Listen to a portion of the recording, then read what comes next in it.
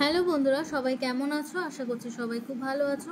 তো এখানে দেখো, আমি আজকে তোমাদেরকে একটা নতুন নেল আর্ট শেয়ার করছি।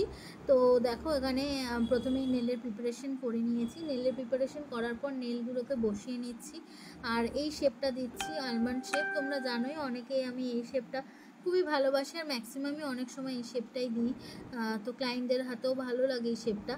তো এখানে দেখো, আমি শেপটা প্রপারভাবে করে নিয়ে আজকে কিন্তু প্রথমেই দেখো তোমরা, জেল আমি অ্যাপ্লিকেশন না করে প্রথমে পলিশ করিয়ে নিয়েছি এবং সেটার উপর একটা ডিজাইন করেছি। ডিজাইনটা আর ভেঙে বললাম না, সেটার আমি ভিডিও আগেই পোস্ট করেছি।